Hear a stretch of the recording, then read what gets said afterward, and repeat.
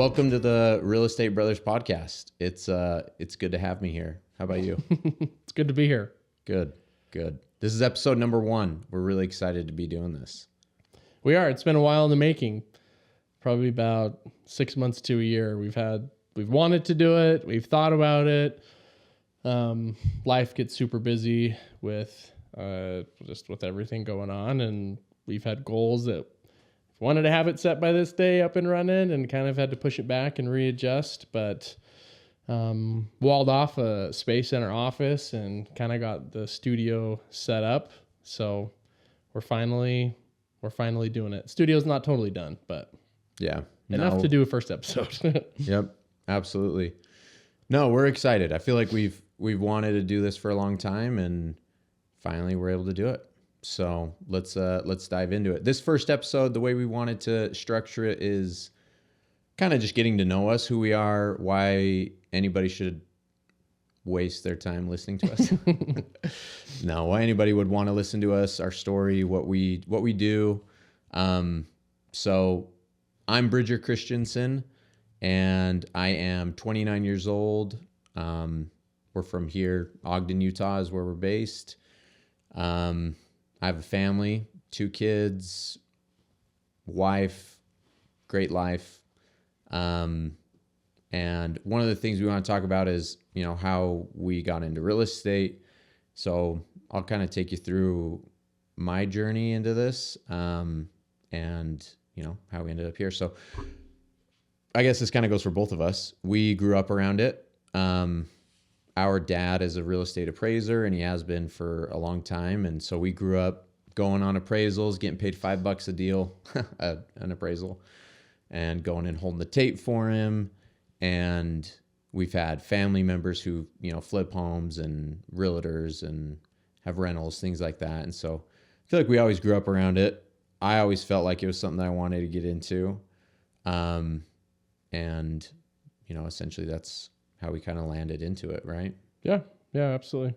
Little background. Who are you? With me, yeah. A little background with me. I am Ethan Christensen. I don't know if you said how old you are, if that matters. I did, yeah. You did, okay. Yeah. 27 years old, married for about 5 years, also going on our 5th year doing real estate full-time. My wife and I are expecting our first child, which is really exciting. You guys are the first to hear that. Just yeah, because this isn't going to come out for a minute, so that's okay. So you can say that, right? And it's a little girl, so we're super stoked. That's great. A couple other funny things about us. So we're in business together. We do a lot together. We also live across the street from one another. So a few years into our journey, when we were like, okay, we're ready to purchase houses. And also what made sense was we come across so many distressed properties, like we should just keep one for ourselves. Obviously as rentals and everything else, but also we didn't have houses yet. So the thought was to buy one, flip it, and move into it. So we found one that Bridger wanted, and we did that. Crazy story. That is an episode in and of itself. Yeah, maybe it's an episode for another day. That literally is. That, yeah. Maybe we could talk about it later, but that was one of the most hectic renovations. Biggest so far. Just happened to be the 100%. First one. Yeah.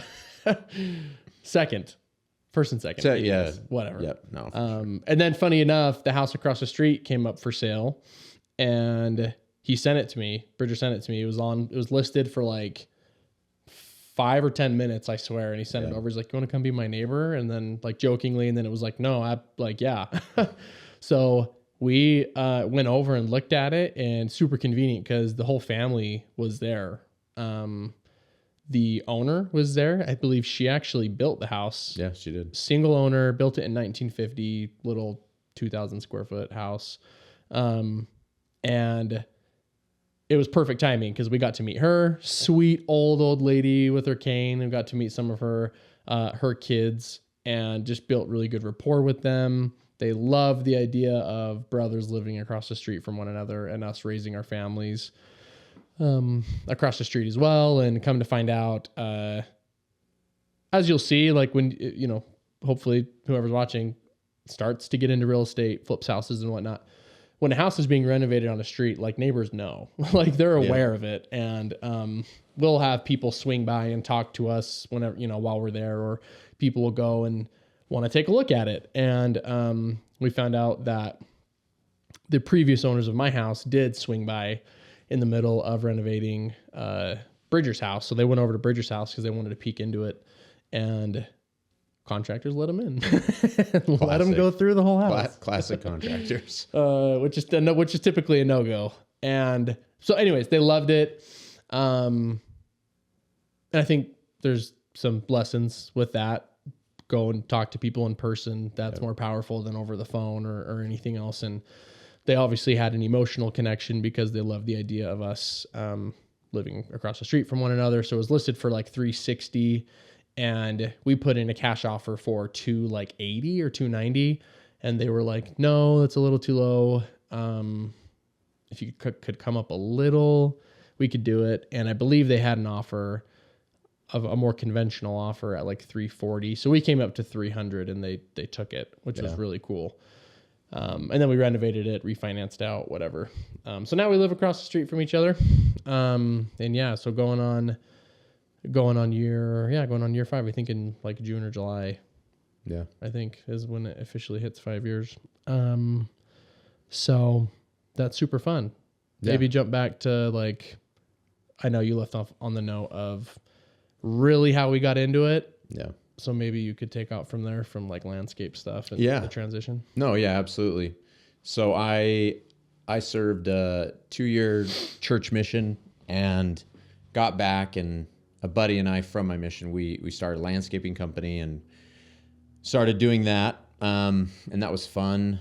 What was interesting is one of our biggest clients was at the time, so this is 2017 through 2019. So it was a total of like 2.5 years of doing this, like 3 summers, I think is what it was. And one of the biggest clients that we had was at the time one of the biggest flippers here in Utah.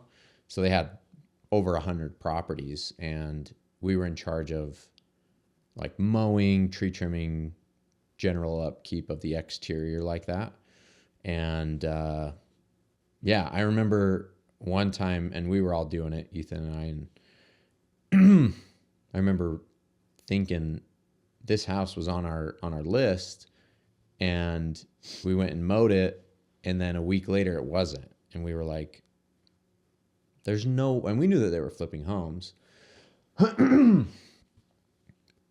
But what we didn't know is how this house was on their list one week and then it was gone the next week. So a little digging, trying to figure things out, asking around, come to find out they were wholesaling real estate. So they would flip a lot of homes, actually flip them. But then with some of them, they would just wholesale them. And that was such a foreign concept, the thought of doing real estate, not needing to be a real estate agent, not actually flipping the home and making awesome money. So at that point, we just kind of just dove all in, trying to understand it. I feel like I like to say we have like a master's degree from YouTube University, because that's all we did is just free content online, podcasts, and, getting more acquainted with real estate, how to do it with specifically wholesaling. And, yeah, it was just such a cool, when we first heard about it, I just remember being like, this is crazy. Like, there's no way, like, this is like a real thing. Like, this seems like too good to be true. And I remember it was the summer of, I believe 2019, spring-ish summer of 2019, where we were like, dude, let's go all in on this. And like, let's actually get our first deal. Yeah. And I don't know if I would recommend that to everybody because that was pretty hectic. No, I would. Not a good way to do it. When he says we went all in, we went all in. No income stream, nothing. And literally we're like, do or die. Like, we're going for it, which again, is good and bad. Bad because we had no money coming in, but also good because we had fire under our butts. Like we had to get it done to survive. Yeah. To the point where I am a little blurry as to exactly what was happening. I was either just married or about to get married, and I needed to be making money. And so my older brother, who had a job and was going to kind of do this venture with us, fronted a salary for me of $2,000 a month, and did that. I mean, it took us like, I think, a month and a half to get our first deal. But I mean, that was some good dedication to jump in and like really do it and take the leap. I think a lot of people, that's what scares a lot of people. That's why a lot of people that at least I have spoken to have been like, but that new business or that new venture, or that this, it's like, that leap of leaving your comfort zone to hopefully have something greater. It's scary. It is so scary. But yeah, we were able to do it, and we jumped in. A very common way to get leads is through cold calling. And so we immediately signed up for a couple softwares, a couple dialers. I think it was the first one was Mojo Dialer. And I think we were using PropStream at the time. I forget. Dude, I honestly forget. I don't remember. PropStream for a data platform. Sure. If it wasn't, let's just say it was PropStream. PropStream is a software where you can go on and pull certain lists that you want to market to. There's all kinds of different filters you can do. Like you can put in like Weber County, and it would pull up every house in Weber County. And then you can filter it down. Houses built between 1920 and 1960. Someone's owned it for at least 20 years, so they have a lot of equity in it. And so forth. And then you can export that list, skip trace it. Skip tracing is when you run a list through a software again, this one was PropStream, kind of did it all. Skip tracing is when you get phone numbers. So we'd run an address through this software, and it would spit out any associated phone numbers. And then you'd put that into the dialer and start cold calling people. We learned how to do that again through YouTube, through podcasts, and just started calling, and it took, again, like going back to the dedication part, like we were calling for 8 hours a day. Like, yeah, no, someone was on the dialer at, 8 to 10 hours a day, every day. Yeah. And that kind of led into eventually getting our first deal. Which we probably want to dive into. No, right? Yeah. Something I wanted to kind of go over just really quick. I feel like I'm kind of assuming most people know what wholesaling is, yes. But let's dial it back just for a second. So for those of you who don't know what wholesaling is when you put a property under contract. I'll give you an example. You put a property under contract at, let's say, $200,000. Now, more often than not, these people have some sort of motivation, whether it's financial motivation or they inherited a home or it's they're a landlord, they have a bad tenant, whatever it might be. They're looking to sell. They want to sell quick. Everyone and their dog knows you can sell with a realtor, but these people are choosing not to. They want it done fast. They don't want to have inspections, people going through their house, whatever. And so then their options are cash buyers. So that's where we come in. So you have a contract, a purchase agreement, which is assignable. And we'll get into that here in a second, but that contract, you have it under, or at $200,000, let's say, but that a flipper or an end buyer will pay $220,000 for it. So for example, if a flipper had gotten there before you did, they looked at it, they could have said, yeah, I'll pick it up for $220,000. So you're under contract at $200,000. You take that contract and you reach out to a flipper, whoever it might be, and you say, hey, I have this property. Here's the address. Here's the details. I'm asking $220,000 for it. That person says, yep, sounds great. You never actually buy the property with you never own the property. You just hold the contract. And then at closing, when your end buyer, this flipper, buys it, they wire $220 to the title or attorney, whoever, whichever state you're in. The homeowner gets the $200, and then you get the difference, that $20,000 difference. So basically, you're assigning your rights to that agreement to someone else for a fee. So you never actually own it, which is great because not a lot of people have that kind of money laying around. So that's why it was super appealing to us. Is, as you can see, you can make great money. We've had, 6-figure assignment fees, and, you can make a ton of money doing this, but you don't need to use your own money. So that's kind of in a nutshell what wholesaling is. Just wanted to make sure everybody understood. Yeah. And some other reasons for motivation that someone would want to sell could be, a very obvious one is foreclosure. They're going to lose their home. They're not paying their mortgage. They're getting foreclosed on. It's about to go to auction. That's a big list. There's a lot of pain and I guess whatever else you want to call it, that people go through. And those situations can be solved by the sale of their home. That's when it becomes applicable to when you could wholesale a property. So there could be, again, foreclosure. It could be like code violations.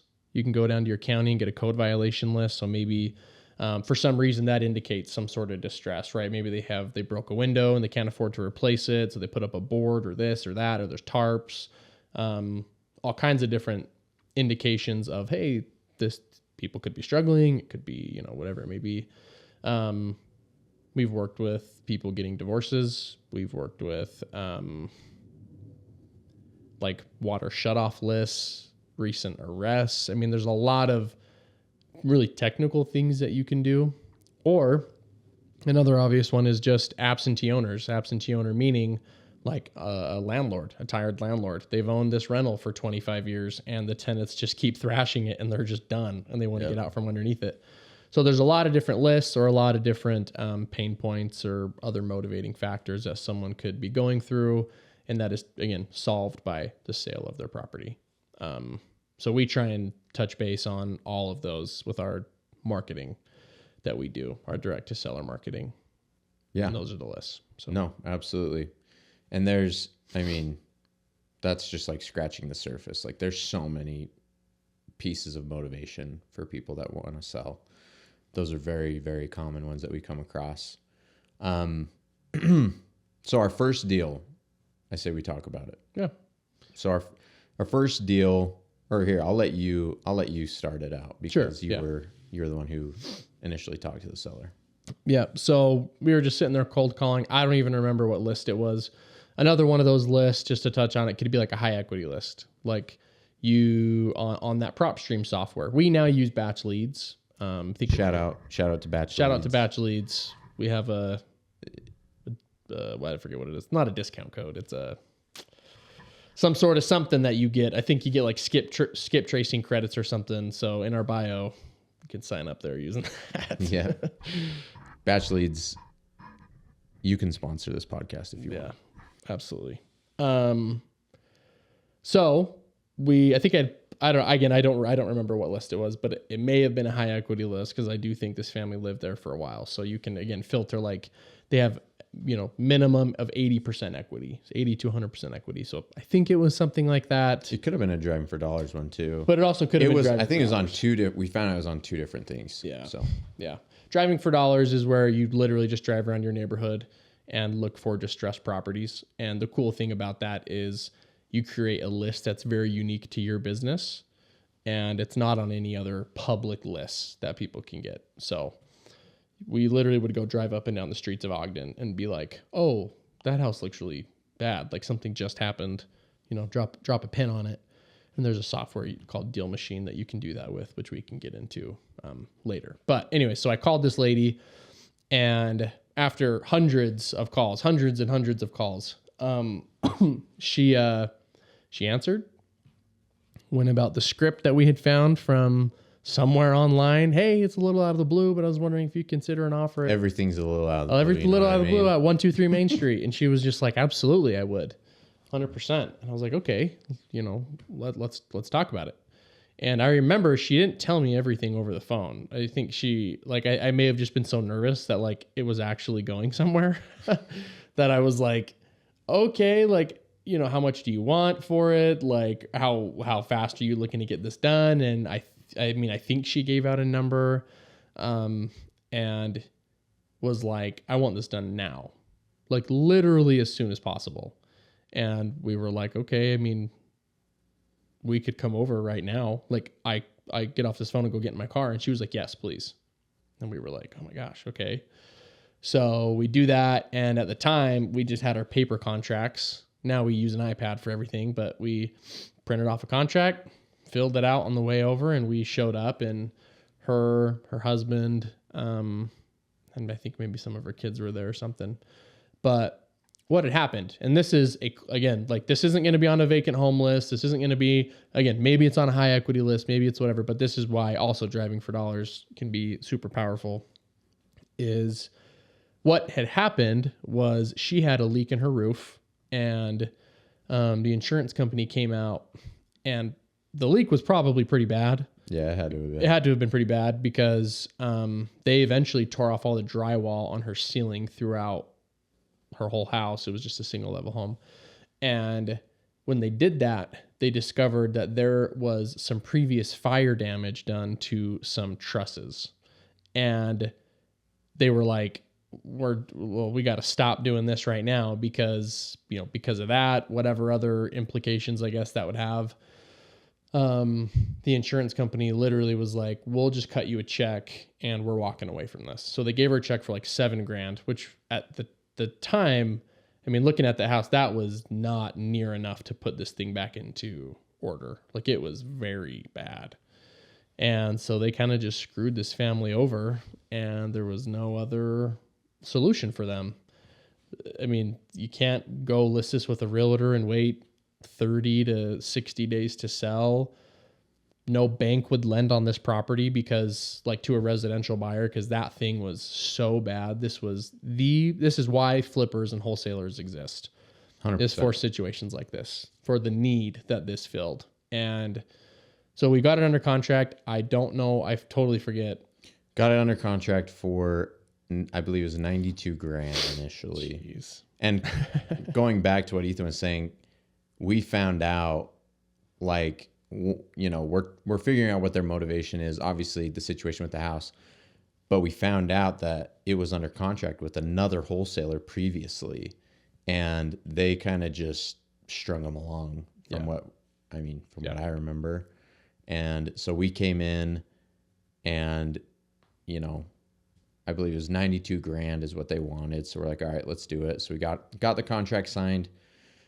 Started marketing it to the few buyers we had, and come to find out a lot of them were like, yeah, I've already looked at it. Yeah, I've looked at it, or no, I'm not interested. And I remember thinking, like, we were at such a high, like we finally got this thing under contract. Like, so nostalgic looking back. It was and we're just like, yes, like so pumped.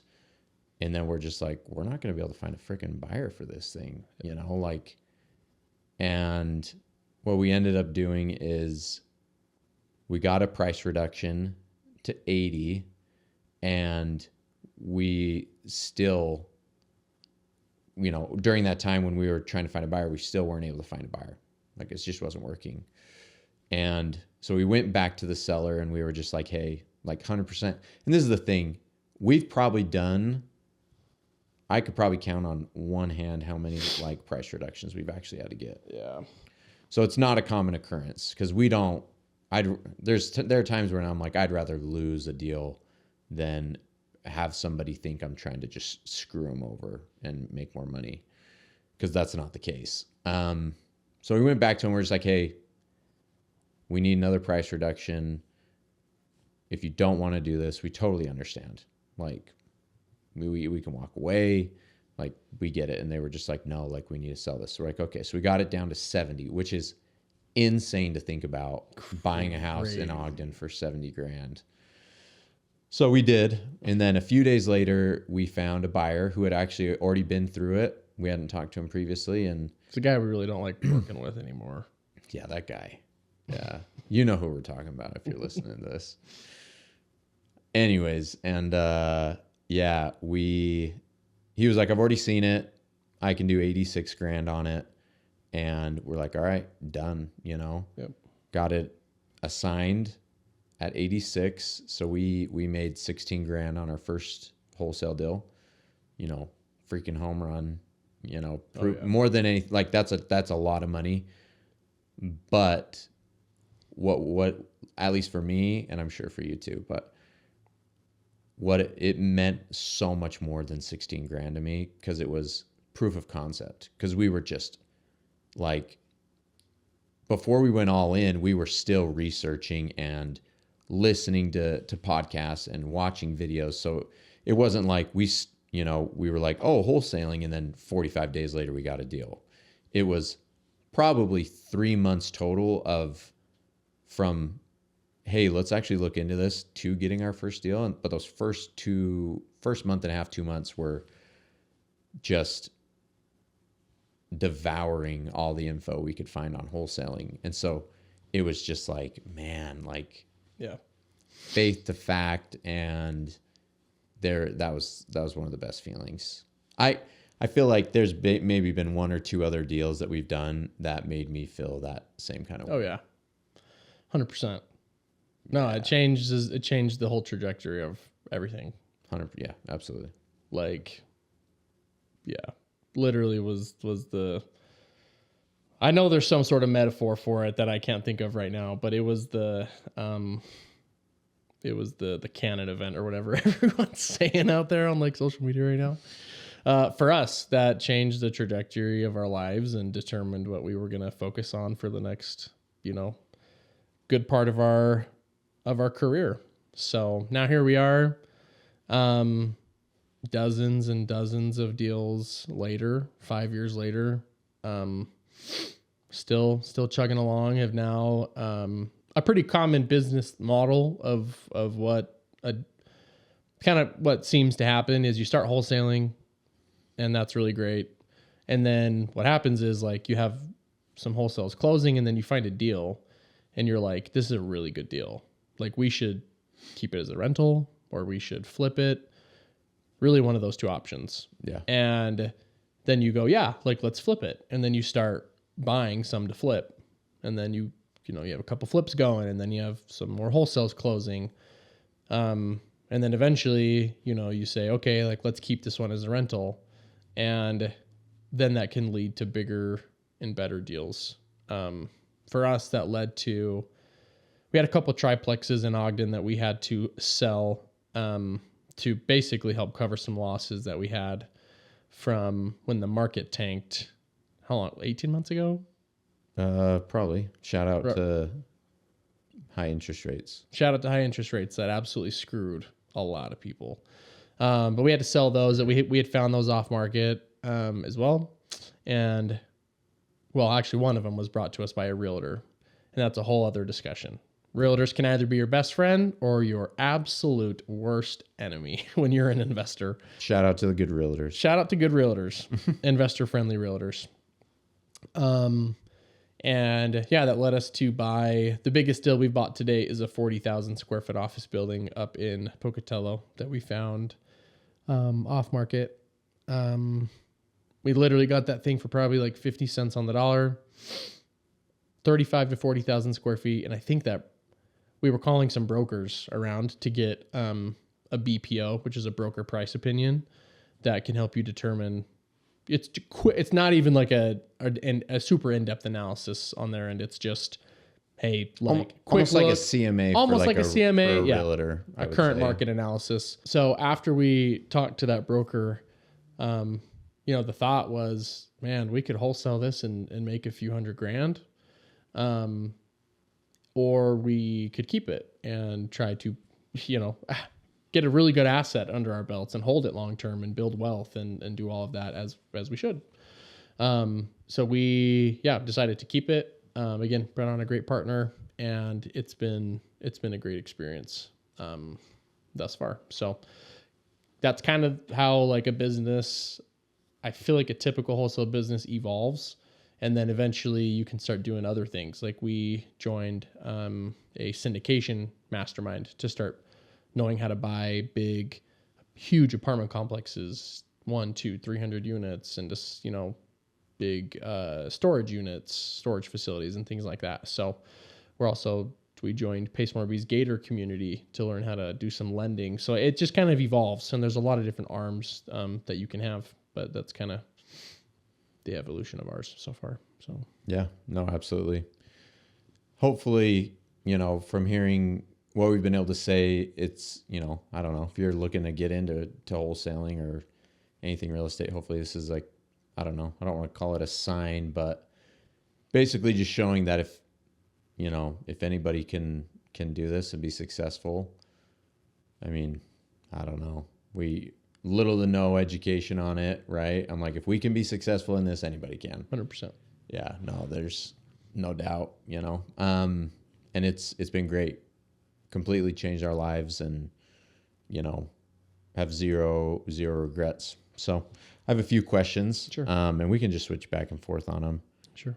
So the first question is, why did you choose real estate, and what do you like most about it? Sure.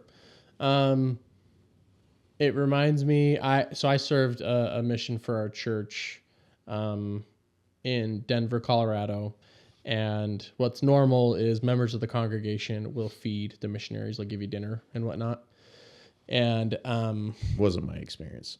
Yeah, well, I guess I was stateside. I know. So yeah, just literally an hour flight away to my mission from here, from Salt Lake. Anyways, so typical conversation with the members, right? This just gentleman was like, elders. That's what we were as missionaries. We were elders. And he was like, what do you guys want to do? And we're both 20 some odd years old, early 20s, later teens. And my companion answered, and then I went to answer, and I was like, yeah, I think I want to do this, and this. And he was like, well, if I could give you a piece of advice, a lot of people typically say, do something you love, and, find something you love and then do that. And he was like, I actually would give you some opposite advice. And I would say, find someone who is living the life that you want to live and do that. And he began to say, look at all different aspects of their life. Look at how much family time they have. Look at how much, do they get to go to their kids' sporting events on a random Wednesday? You know what I mean? Do they get to go to, like, I used to play lacrosse. We'd go up to Pocatello for some tournaments. Could they go up to drive to another state to go watch their son or daughter do something? How much active income are they making? What does their passive income look like? Are they able to fulfill other, other responsibilities that they have, whether that be with a church or with another party, doing whatever it may be, any other extracurricular, things. And when I had looked at that and I stepped back and I looked at the immediate people that I knew in my life that were the most successful and that were living the life that I wanted to live, I want to live a big life. Like, I want the nice house. I want the cars. I want, and everyone that I had known who had that life was in real estate in some way, shape, or form. And particularly our uncle has done very, very well, and was like, okay, so I think there's something to that. To what extent, I guess I didn't really know. Did I want to be a realtor? Did I want to be a flipper, an investor, or this or that? But I think that's kind of what led me to real estate, was following in the footsteps of those that I had known that have, again, are living the life that I want to live. And that's brought me to where I am today. But I think that's a great piece of advice as well. Oh, absolutely. Like, a lot of people will do what they love and quickly find out they don't like they don't like doing that, or it's not providing them with the life that they don't like the money they're making, or they can't make enough money from it. So, and then what do I like the most? That's a hard question. That's a really hard question. I would say maybe two things: truly being able to help people get out of some of the hardest moments they will ever go through in their life is pretty fulfilling. Yeah, it is. And also going into a flip that you have just renovated and it's totally done. That's a pretty cool feeling, going through and being like, this 3 months to 4 months that we just put into this thing, it's done, it's decked out, it looks awesome. That's pretty, it just, yeah, I don't know. That's super fulfilling to go through, knowing you're going to give someone a good place to live. So, very satisfying. Yeah, for sure. What about you? Why I got into it, very similar response as Ethan. I don't know. I always felt like I was going to do something within business or real estate. And yeah, I feel like growing up around it had a big impact on why that's the route I wanted to go and went. And at first it was the money. Like, I'm not going to sugarcoat it. You know what I mean? 100%. I kind of like had to think about it. I was like, do I say money? No. But absolutely. Well, no, I'm like, I don't want to, totally. I want to live a good life. I want to make good money and, you know, have the things that I want and do the things that I want to be able to do. And, you know, after that first deal, I was like, I don't know if hooked is the right term, but I was hooked, you know, like, I'm like, this is the most money either of us had ever had. Yeah, no, I'm like, you know, seeing that $16,000 wire, I was like, there's something here. I was like, this is cool, man. Like, yeah. And, but after doing it and seeing how we can help, you know, change people's lives and our lives, that's when I was like, yeah, this is something I want to do for a long time, or I could see myself at least being a part of in some way, shape, or form for the rest of my life. And hearing, I mean, you always hear, you know, 9 out of 10 millionaires, you know, first became millionaires through real estate or whatever it is, however accurate that is. I would not be surprised if that's 100% accurate. So just because of, I'm like, we know way more millionaires within real estate than any other industry. 100%. What I love the most, I would say, so when we first started, it was just, you know, in my household, it was just my wife and I. And we now have a 2.5-year-old boy and a 4-month-old girl. And growing up, our dad was around, you know, the entire time. He had his office in the basement. And so at any point in time, I could just go down and say hi or go get a piece of candy from the candy drawer, you know, or I remember saying, hey, you want to go throw the football? And he's like, yeah, because he can, because he's self-employed, because he's at home and around. And I think from a young age, that's kind of just how I envisioned my life. I don't know, like just being around, you know, more than most dads are. And so the thing I love most about what we do is the fact that almost every morning I get to eat breakfast with my family and kids and make them breakfast. And almost every lunch I'm with my family and kids and get to put my son down for his nap, and I'm there every dinner. And I feel like it's given me, like, and this is to an extent, like, I mean, I do believe this, but like, if this was all the money I was going to make and I got to at least have the same time freedom I have with my family, I would do it. If it meant sacrificing time with my family and that going away, I wouldn't go with whatever other option there was. So for me, time freedom, you know, I'm like, and probably to an extent, same with you. I'm like, you leave tomorrow, you're going to Florida, you'll be gone for almost 2 weeks, you know, and everything around here is still going to happen, go smoothly. I'm sure we'll get great leads and hopefully throw some stuff under contract. And, you know, it's given us the ability to, you know, do what we want, for sure, be where we want, and to an extent, obviously, and just spend more time with family. Yeah. Nope. Love it. I think it's a great answer. I think that's a pretty common thought with why a lot of people want to get into business and have a business that can perform without you being there. You know what I mean? We got like 5 more minutes, I think. Yeah. So quick recommendations, maybe for 3 books that if someone's just getting into real estate, personal development, whatever it is, what are 3 books, maybe a brief description of it and why that you like and would recommend? Oh man, that's a great question. I feel like the OG, the classic, Rich Dad, Poor Dad. Yep. I mean, read that. That was fantastic. That puts a lot of things into perspective. I know that's been a big one for a lot of people who've started out. Another one that I really like that I feel like everybody's like, what's your favorite book? So this and that.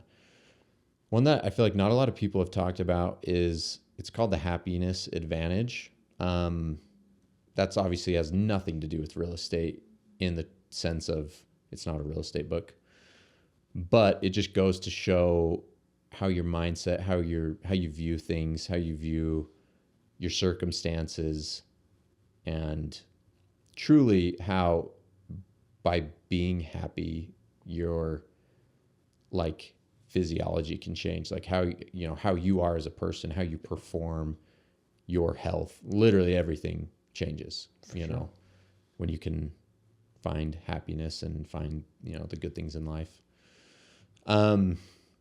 And I would probably say another one, this is one that I read recently that I liked, is Building a Story Brand. That has to do with real estate, because I feel like most people who are wanting to get big in real estate have to put forth an effort like we are right now, to kind of build a brand. Yeah. And that gives you the framework of, how to go about that, the importance of it, the importance of being able to effectively communicate with people through stories as well. Like being a good storyteller is the difference between in real estate, it's the difference between getting deals and not. Being able to put something in context through a story is huge. So I'd say those are probably the 3 that come to mind at least. Yeah. No. What about you? To name different ones, and I've also had some time to think about it while you were doing that. I would say The Go-Giver. Yeah. Is huge. Everyone always, know the term the go-getter, right? Go out and get it, go do this. This is opposite. It's the go-giver, and how giving can mean more than anything out there. And I think that's a must. That's like a yearly must read. That's so good, puts so much into perspective. And everything about real estate and entrepreneurship is also, as most people would think or agree, is also about personal development as well. So this is a great one of changing your mindset of how giving really is how you can get all you want. The next one that I'm not totally done, I'm like 3/4 of the way through, is Alex Hormozy's $100 million offers. Yeah. And that's been really cool. That's been very eye-opening. He's achieved such a high level of success. And I think that the idea behind this book is creating an offer that is so good people can't say no. And he takes you through exactly how to formulate that. And it's really, really cool. Like there's so many different little steps in creating a really good offer for your company to put you in a sector of your own that no one else is in. So that one's been cool. And then, the last one I'm currently reading is Raising Private Capital, is pretty good. Pace Morby has said if he could go back and change one skill, if he had to focus on one thing in real estate for the rest of his life, it would be raising private capital. That is single-handedly like one of the most important skills to know how to do.